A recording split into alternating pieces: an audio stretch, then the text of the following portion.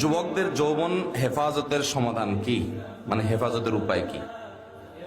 যৌবন হেফাজত করা যুবকদের জন্য এটার মতো কঠিন আরেকটা কাজ আজকের যুগে আর নাই। নামাজ রোজা পড়া এত কঠিন না, এমনকি দায় রাখাও এত কঠিন না। যত কঠিন হলো যুবকদের জন্য যৌবনকে নষ্টামি, নোংরামি এবং জেনা ব্যভিচার থেকে বাঁচানোর মতো কঠিন এরকম আরেকটা, এটা যতটা কঠিন এরকম অন্য কোনটা কঠিন না। আর এই জন্যই নবী করিম সাল্লাল্লাহু আলাইহি ওয়াসাল্লাম বলেছেন, মাইয়াদমান লি মা বাইনা লিহিয়াইহি ওয়া মা বাইনা রিজলাইহি আদমান লাহুল জান্নাহ। যারা দুই ঠোঁটের মধ্যবর্তী অঙ্গ অর্থাৎ মুখ এটা, আর দুই পায়ের মধ্যবর্তী অঙ্গ অর্থাৎ লজ্জাস্থান, এই দুইটা জিনিস অর্থাৎ তার চরিত্র এবং তার জবান, এই দুইটার দায়িত্ব যারা নিতে পারবে, নবী করিম সাল্লাল্লাহু আলাইহি ওয়াসাল্লাম বলেছেন, আমি তাদের জন্য জান্নাতের দায়িত্ব নিয়ে নিলাম। তুমি তোমার এই দুইটাকে কন্ট্রোল করো, জীবনে কখনো এগুলোতে কালিমা লাগতে দিও না, এগুলো দিয়ে কোনো পাপ অপরাধ করিও না, হারাম রিলেশন করিও না, কোনো মেয়ের সাথে অবৈধ বিবাহ বহির্ভূত সম্পর্ক, হারাম সম্পর্ক, রিলেশন যেটাকে তোমরা প্রেম বলো, এই জাতীয় সম্পর্ক করিও না।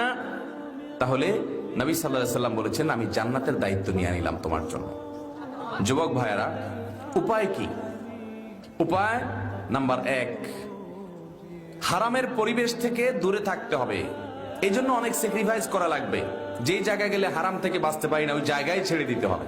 ফেসবুকে গেলে চোখের হেফাজত করতে পারি না, ইচ্ছায় অনিচ্ছায় দেখা লাগে, তাহলে ফেসবুকই বাদ। যে পেজ থেকে, যে আইডি থেকে এগুলো অনবরত আসে, এগুলো সব আনফলো। না, ফেসবুক বাদ দিয়ে থাকতে পারতেছি না, বহুত চেষ্টা করছি, আবার কদিন পরে ডাউনলোড হয়, তাহলে মোবাইলই বাদ, বাটন ফোনে চলে যেতে হবে। স্যাক্রিফাইস করবেন না আর শুধুমাত্র কিছু আমল করে জিকির আজকার করে জান্নাতে চলে যাবেন। জান্নাতে তো সস্তা না, আর মায়ের হাতের মোয়া না ভাই। হারাম থেকে বাঁচার জন্য সংকল্প করতে, যে যুবক নিজেকে হারাম থেকে বাঁচার জন্য চেষ্টা করে বাঁচাতে পারে না, আমি নাম দিই এটা হলো ঢিলা যুবক। ঢিলা, ডাইরেক্ট, যে যেখানে মেয়ে মানুষ দেখছে সেখানে কাইতে হয়ে গেছে। ভিডিও একটা দেখছে তো পাগলের মতো দেখা শুরু করছে ফেলফেল করে, এটা ডাইরেক্ট রুগীর মতো হয়ে গেছে। নিজেদের নিয়ন্ত্রণ করার ক্ষমতা নাই।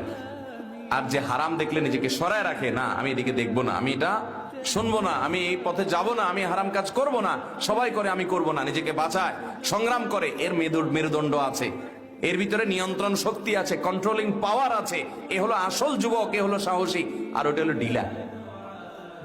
কথা কি বুঝতে পারছেন?